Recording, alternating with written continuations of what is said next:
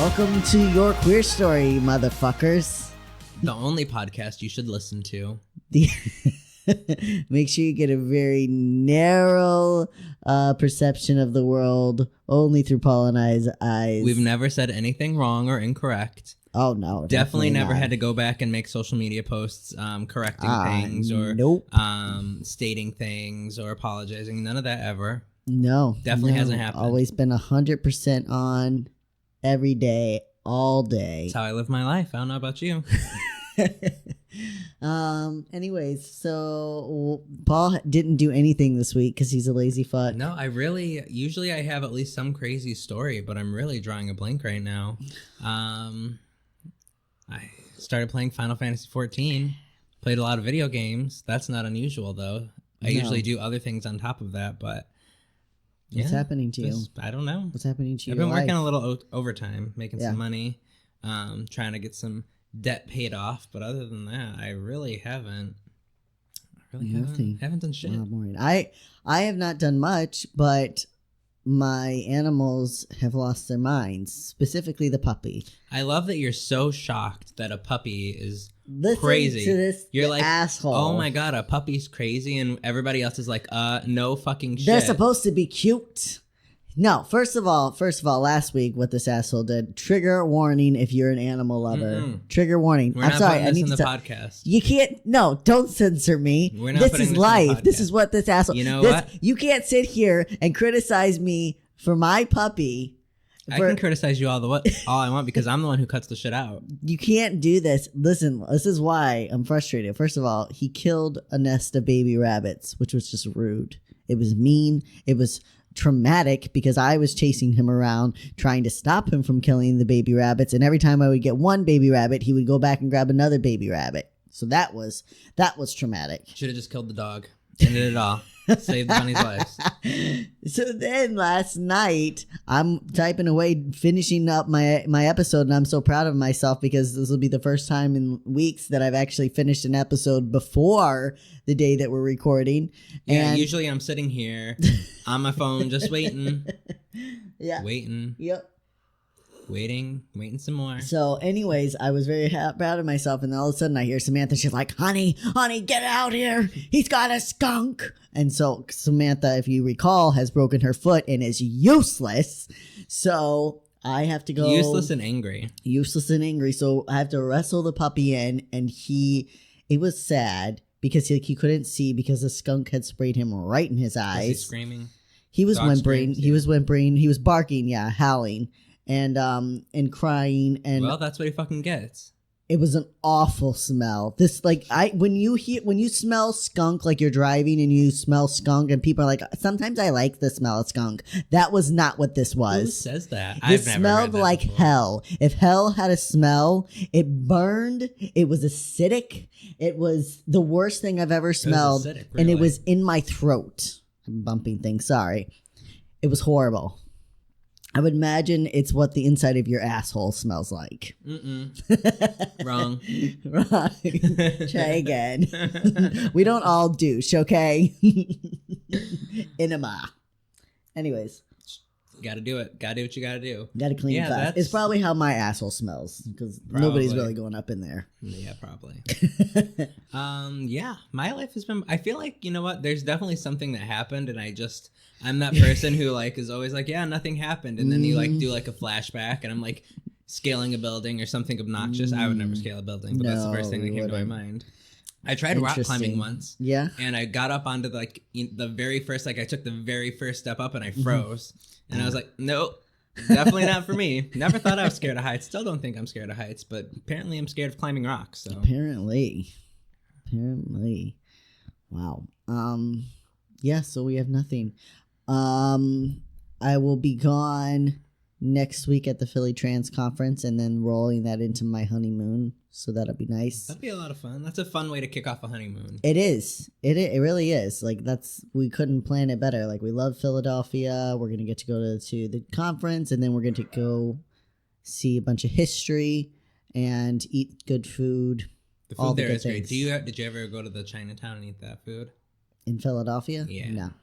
Why would I go to Chinatown in Philadelphia? You don't like China people? I mean, Chinese people? Are you like, right? What do you no, mean? Why wouldn't you I'm go? just saying that, like, I don't feel like that's what you think of when you go to Philly. You're like, I want some cheesesteak. Like, I hate cheesesteak. Well, it's shredded why steak. do you even go?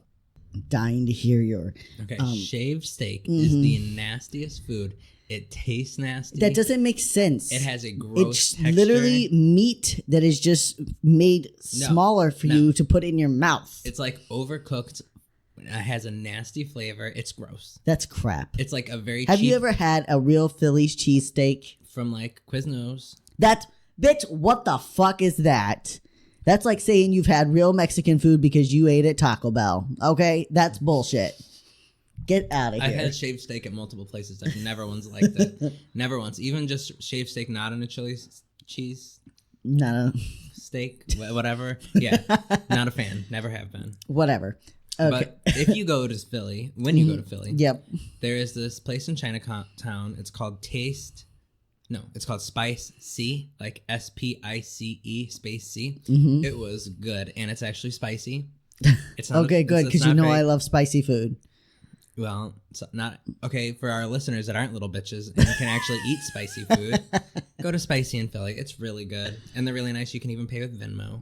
I'm gonna have gas all my whole honeymoon because of you. How am I supposed to have sex and lose my virginity, Paul? I think you might have lied to Samantha this whole time. I don't know what you're talking about. I've never. All right. Okay, I guess we should probably get into our actual episode now because we talked enough about doing nothing and your weird aversion to shaved steak. It's the nastiest food. This is such a dumb thing. No. It's such of all the things that you don't like, that doesn't even make sense. That's like the only thing I don't like. I'll eat cow heart, cow tongue. I'll eat literally anything. None of that makes sense. Can't do shaved steak. It's nasty. You're ridiculous. All right. So let's talk about the U.S. Women's World Cup champions. Superstars. Side note, I know absolutely nothing about sports, but I do know about lesbians. Yeah. So I'm halfway there. So basically, it's like you do know sports. Well, sports is a lot gayer than we give it credit for. Yeah, have you ever? Every time I like see like a GIF or something, it's always like a baseball player smacking another baseball player on the ass or something. I'm like, Yep. okay, all right. all Yeah. right, you're all straight. Yeah. Neither of us is very good to commentate on this because Paul knows nothing about sports and I know very little. I'm double fisting right now. One hand has coffee, one hand has beer. So Okay, well, that's going to give an interesting outcome. this is gonna be great. It's going to be great. Why don't you just pour your beer in your coffee? I thought about it, but I think it'd be nasty. You know what I should do? I should keep some Baileys on site for you because then you could just not have to do this. Just mix it all together. Because every week he comes over, he wants coffee, but he wants alcohol. And so then he does this where he drinks from both. I have to become my truest self. His truest self by drowning himself in substances. Maybe one time I'll try marijuana for the first time on a podcast. Oh, maybe. Oh, yeah. Pop your marijuana cherry. Yep. Mm-hmm. Pop all your cherries. We'll There see you what go. happens. Maybe it'll be the time that you have sex for the first time, too. Yeah, maybe. Okay. So we named this episode, "You Can't Win a Championship Without Gays on Your Team. It's never been done before, ever." That's science right there. Actually, the episode's just, "You can't win a championship without gays." That's science. But that's the full quote. It's like we're writing a scientific research journal. Is that what this is? Yeah, because you know what? I wish that's what scientific journals were named. Right? Be fun. Yeah, it would be. You might actually want to read them. When doing the research for the Alan Turing, wow, my brain was hurting. It's been a long time since my brain's really hurt trying to study someone, and I don't know what was said 95% of the time. So I apologize for anyone. So it's just going to be me. Of course, I'm going to be the one that ends up reading the paragraphs, and I'm just going to sound like an idiot. Exactly. I don't have a problem with that. Yeah, what's different? So anyways, you can't win a championship without gays on your team. It's never been done before. That's science right there. Those words were uttered by World Cup hero and queer icon Megan Rapinoe. She was referring specifically to the women's USA soccer team, but we imagine her comment could be applied to most sports teams throughout history. In honor of the soccer team's football team's incredible victory a few weeks ago, we decided to give a brief history of gays in sports, as well as a short list of some of the most incredible queers to ever play the game. This episode will be shorter than most. Maybe. I don't know, actually. When I started writing this, I was like, oh, this is going to be quick. But then I found out, wow, sports are gay. Yeah. You seen wrestling? Yeah, exactly. Wrestling. Oh, wrestling is like rooted in gayness. Like it was just literally it's like a whole fetish. It's a bunch of homos like whoever dominates gets to like be the top. Gets to like, dominate. Just, yeah. Exactly. And like how can trying to dominate each other. Like that's not gay at all. How can we make this okay for everyone? Let's let the freshmen in high school do it. That's right, not gay. Oh, it's funny because our wrestling coach in high school was the biggest homophobe, biggest homophobe. Yeah, because he was watching all the boys. Yeah, exactly. He didn't want the church to know, so he made it extra clear. Oh yeah. Like toxic masculinity. I mean, that's the guy to the T. Like, man, wrestling's a man's sport, and then he's just rolling around with all these boys in his tight little underwear. Whatever. All right, so let's dive into a loose timeline of queer sports. And of course, we head all the way back to the original games, the Olympics. I don't think those are the original games. There was all kinds of like crazy historic sports, but okay. Okay, well, I mean, those are like the original organized games. I'm sure like if we went into all right, so first of all, Paul, this is a general synopsis of queerness in sports, okay?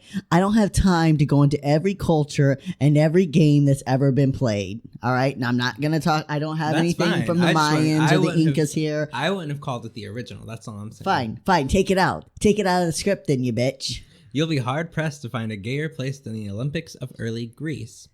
The games were basically a tribute to the male physique, and the coliseums were packed with men eager to watch other men, oiled, sweaty, and naked, participate in various sports. Anthropologist Greg Layden said of the early Olympics, "Everyone knows that the original Olympics were all about watching naked men. Sure, it was a sporting event, but it was also a soft, pornographic, group voyeuristic tournament."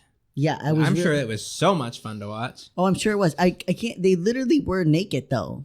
Like they're just running. There's just dicks flopping everywhere. Why was this even a fucking thing? Like, all right, here's what we're gonna do. We're gonna have a bunch of guys. They're gonna wrestle. Like, okay, that sounds good. They're gonna be naked, butt naked, and then we're all gonna sit in the stands. We're gonna watch them get oiled up, and we're gonna watch them wrestle completely naked. Sounds like a good time. This sounds fantastic, Fred. Love it. Well, the Greece also had like. All men had like a boy. Oh yeah. So like I'm sure there was just like yeah, of course we would do it. Why wouldn't we do it that way? Right, pederast. So like that whole system of the older man and the younger boy. And of course that was the way that it went. Yeah. So of course nudity wasn't taboo as it is today, but the Greeks took things to a new level. In fact, the word gym comes from this era, and the word gymnos. Maybe it's gymnos. Everything's os, like eros, which is interpreted simply as naked. So that's what the word gym means. Yep, there you go. Real deep. So next time you go up to Planet Fitness, take all your clothes off, get on the treadmill, and live your truest life. That's right. And if they say anything, tell them this is supposed to be a judgment-free zone. That's right. I'm sorry. I thought I was at the gym. I'm sorry. I was watching. You need to learn your queer story. That's right. I was just reading the side, man. So one author, Tony Perrottet, Perrottet. Perrottet? Probably not, but Perrottet. Just with it. Perrottet. So if you can remember that, don't worry, our script will be published. He got it right. He got right to the point and wrote a book titled Naked Olympics. Why not? Why not? Here he describes the rituals of naked athletes parading up and down the stadiums as adoring fans wrote beautiful poetry to the athletes. One writer stated, "Happy is a lover who, after spending time in the gymnasium, goes home to sleep all day long with a beautiful young man." Pottery and images of the naked athletes were also made so that individuals could continue to take in the muscled and bare forms of their Olympian heroes. Imagine that. They're like, I made some pottery over here. Pottery. Dick pottery. Get your dick pottery. All around. That's right. I don't know why anybody even ever thought this was just games. I don't know. It's just a big fuck fest. Yeah. The artwork still couldn't compare to the real thing. During the games, athletes often had to tie their penises to their bodies to protect them. Hang on, let me get my twine, wrap it around my dick, which made the appendages seem erect. The closet professor wrote about this tactic. In order to protect their penis during wrestling matches and other contact sports, the men would tie a string around the tip of their foreskin, enclosing their glands, thus keeping them safe. I don't know what that's supposed to be. I'm guessing the rope. The canodecim. I guess that's a fancy name for the rope. The rope was tied tightly around the part of the foreskin that extended beyond the glands. The rope could then either be attached to a waistband, to expose the scrotum, or tied to the base of the penis so that the penis appeared to curl upwards. All of those options are bad. Why wouldn't you just tie it around your leg and keep it tight? I don't know. I mean, how long is your penis though? You only have so much. Yeah, it depends on how big your dick is. That's true. Yeah. Also, you could just wear underwear. I'm just saying, I don't know how long it took you to tie your dick. And there was some guy in the locker room whose sole job was just to tie the dicks down. I'm the dick tire. Bring your dick over here. He's the only straight guy in all of Greece, and he's like, God damn it. The one bigot. But if you're just thinking this sounds gay, that doesn't mean it was gay. Well, we have further proof. There are plenty of stories of men enjoying sexual encounters in the locker rooms or during practice, which we know that's still going on today. Mm-hmm. The men also indulged in crude locker room graffiti in and outside the gym. On the temple Apollo in Thera, the words "Here Cremone penetrated Amaton" appear on the corner. Maybe it's emotion, but it's spelled with an A. I don't know. Whatever. Cremone was penetrating someone. And the entire entry to the stadium Nemea is filled with love letters from one athlete to another. At the Diocletian Games, the final round of a game was judged by the competitor who gave the sweetest kisses. And everybody in this was men. There was no women, so this is all guys. So it was the guy who had the best DSL. I guess so. And one town held an entire event specifically in honor of a hero who died protecting his boyfriend on the battlefield. Yes, the Olympics were pretty damn gay, and ultimately that would be their undoing. Historians have speculated that when Emperor Theodosius Augustus banned the Olympics in 393 CE, it was done to establish Christianity. No fucking Christians. Right? Fucking shit up from day one. Exactly. Jesus, he really was a dick. Theodosius, I can't say his name, but Theo was a dick. It cannot be ignored that he also criminalized homosexuality at the same time, which made him one of the first rulers in history to formally do so. And he set up thousands of years, he set up hundreds of years of oppression. Yeah, he set up, almost 2,000 years. So it was like 1,600 years of oppression. Yep. The Olympics wouldn't return until 1894, and while they would still celebrate men for the first century, this time, the games were meant to reinforce the idea of masculinity. Some people believed that men were becoming too soft. The 1930s to 50s really drove home the concept of hypermasculinity to compensate for so-called effeminate men. This was the era of the crackdown on communism and homosexuality. While many feared being labeled a fairy and the social and legal consequence of such, men were pushed to exaggerated forms of masculine behavior, which led to an increase in toxic masculinity and nationalism. Yep. However, the posters, just ad-libbing a little bit. However, the posters for the Olympics during this time were still gay as hell, as homoerotic overtones sizzled off the pages, and while Olympic organizers denied that queers had anything to do with sports now, more athletes began to show their rainbow colors. Yeah, so it's interesting because the whole reason that the Olympics was brought back was whereas originally they're celebrated whereas originally they were celebrated for being a free expression of male bodies. Mm-hmm. and really about homosexuality, or at least the love between two men. Now they're brought back to reinforce this idea that we're men and we're tough and we can do these things. And women were allowed to compete, but they were all about men. But if you look at the posters from like the 1930s, 40s, and 50s for the Olympics, they're still like very homoerotic. Yeah, because it's men on men. Exactly. Literally men on men. Yeah, I don't know. In 1932, Babe Didrikson Zacharias, Zaharias. I don't know how to say your last name, but we will do an episode on Babe one day, and we might learn how to say her name by then. She exploded on the Olympic scene. Babe was an American athlete from Port Arthur, Texas. She has been named the greatest female athlete of the 20th century. She excelled in basketball, baseball, tennis, and golf. And at the 1932 Olympics, she set 4 world records in track and field. Eventually, Babe would go on to establish the LPGA, Ladies Professional Golfers Association, and would later be inducted into the Golfing Hall of Fame. While Babe did marry a man, wrestler George Zacharias, come on, it seems her main lover was fellow golfer Betty Daub. I had such an admiration for this fabulous person. I never wanted to be away from her, even when she was dying of cancer. I loved her. I would have done anything for her. Betty would say later of Babe. Betty moved in with Babe and George in 1950 and lived with the couple until Babe's death in 1956. Yeah, so they were inseparable, and everyone just kind of knew. She married a beard. She was a lesbian and he was gay. He was a wrestler. Exactly. All wrestlers are gay.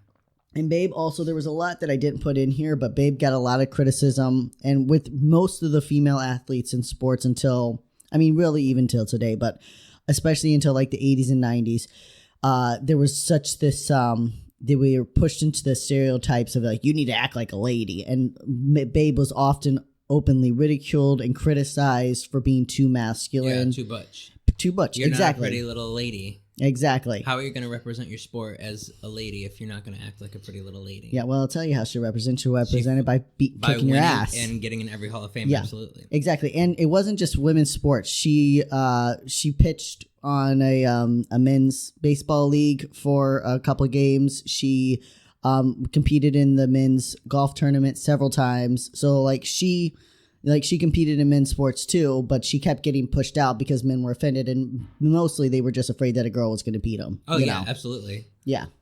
A decade later, Tom Waddell, something like that, would place 6th in the Olympic decathlon. Waddell was an openly gay man and began traveling for the next training for the next competition. But just before 1972 tryouts, Waddell injured his knee and would never return to professional sports, which that sucks. I've heard so many stories of people even getting into college. They're like, I'm going to get this degree for playing a sport. And then they practice too much and they keep going and going, and they injure themselves, and then they can never play the sport again. Yep. And then they just burn their whole passion's gone. Yeah. Yeah. However, he had a vision. Tom began working on the Gay Olympics, a competition specifically for the queer community. During this time, he began to gain more national recognition, and in 1976, he and his partner at that time, Charles Deaton, would appear on the cover of People's Magazine. They were the first gay couple to grace the cover of a prominent publication. In 1981, Waddell would officially launch the Gay Olympics. He was promptly sued by the United States Olympics Committee for using the word Olympic. Yeah. That's your word. Right? The fuck the U.S. So, we came up with it. It's been around since before Jesus, you asshats. But surprisingly, the committee actually did win the suit, and the name was changed to the Gay Games, which that sounds more fun. Oh, yeah. Yeah, it does. But I would love to watch the Gay Games. You can watch the Gay Games. They still go on. Oh, they do? Why have I never heard of them? I don't know, because you don't like sports. Yeah, I would still. Because they're a serious competition, okay? This isn't the original Olympics where they're all oiled up and just wrestling naked. That's probably why I haven't heard of it. Exactly. You would like it for 2 seconds, and then you'd be like, oh, this is real sports. I would want to watch it to support it, but then I'd be like, God, it's still fucking baseball, or it's whatever sport it is. I'd be like, exactly. Yeah. I don't know, though. I feel like I might be able to get into that. You think so? Yeah, because it would be interesting. Because a lot of people who watch sports now, they know all about the players and stuff. Maybe if I got into knowing the players, I could get into it. I don't know. Probably not. It's a possibility, though. I don't know. I feel like sports is sports, regardless of who's playing it. But I mean, you can at least look and enjoy looking. I mean, but you could enjoy looking regardless. Mm-hmm. I don't know. True. So the Olympics weren't the only sport for the queers. In 1975, NFL star David Kope came out as gay after retiring. Kope, I hope I'm saying this. It might be Kope. It's Kopay. It's a very well-known athlete, so I apologize, Mr. Kope. Excuse me.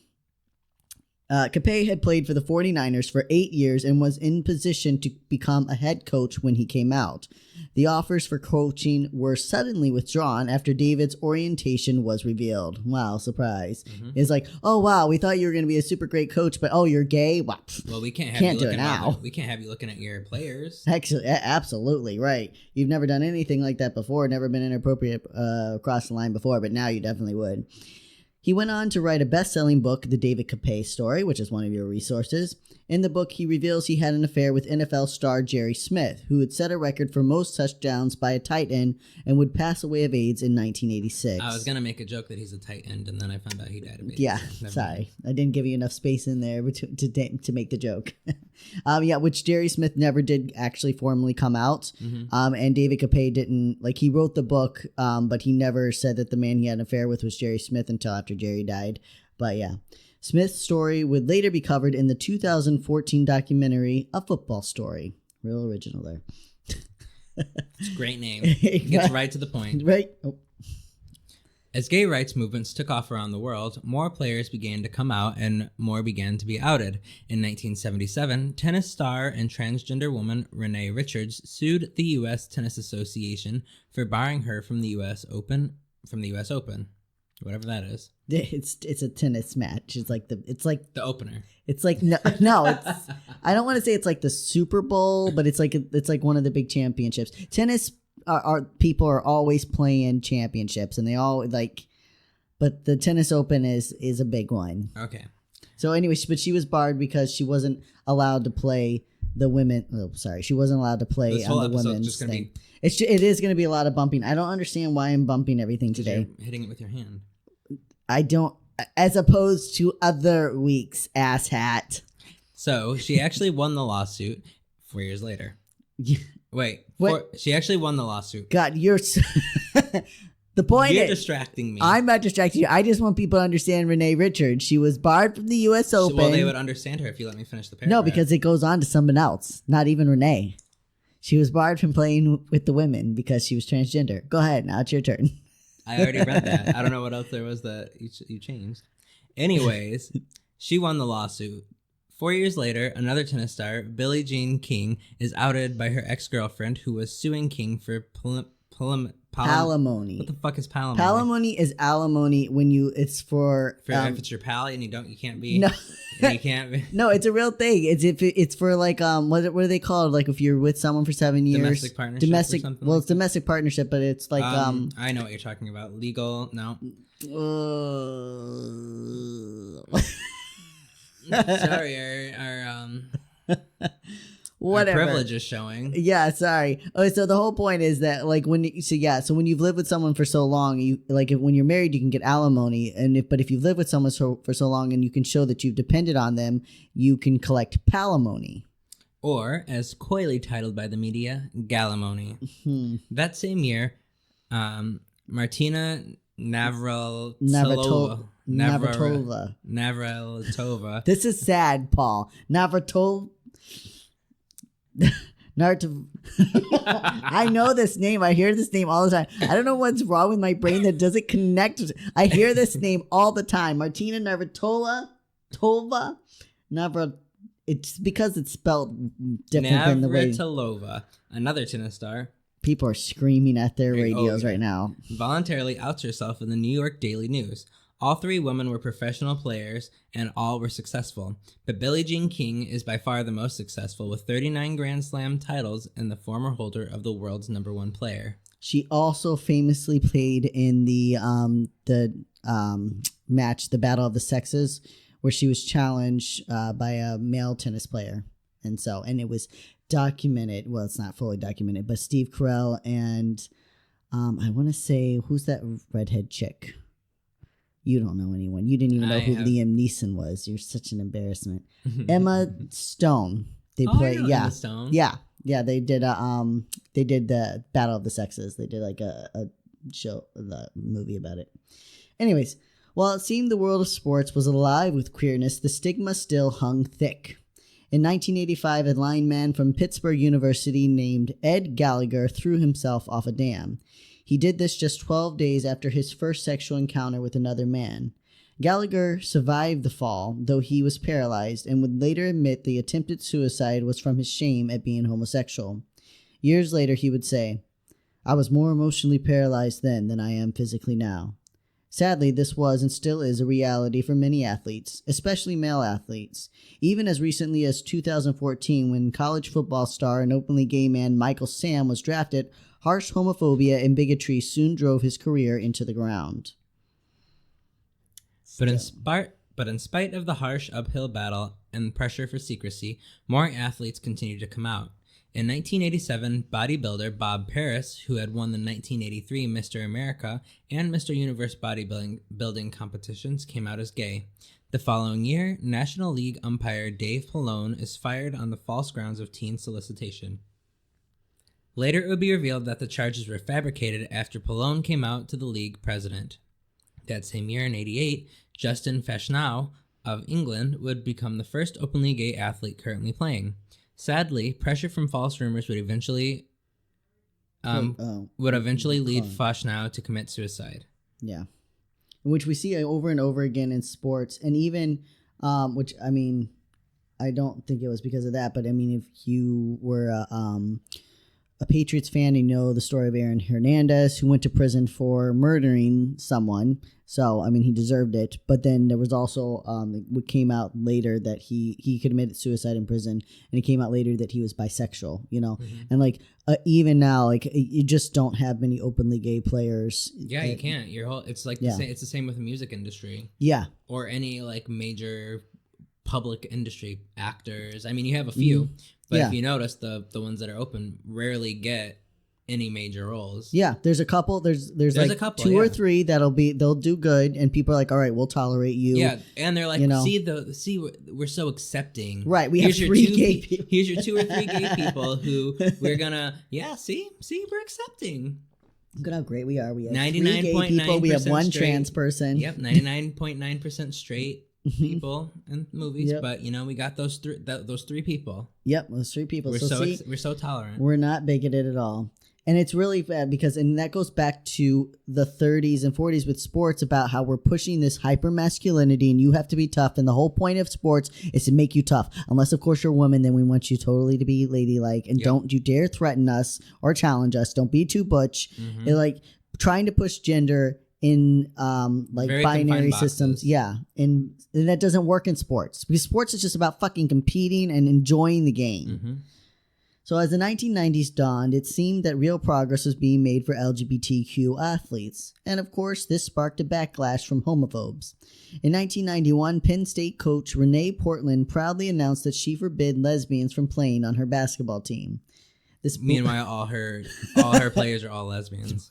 It's just like, all right, all the lesbians get off. Everyone gets up. Like, okay, well, I guess we're leaving. Just Renee standing there. Yep. It was such bullshit because the lesbians played for her. She just forbid them from being out. You can't forbid. Don't ask, don't tell. Exactly. You can't forbid people from being gay. You can only push them into the closet. Mm-hmm.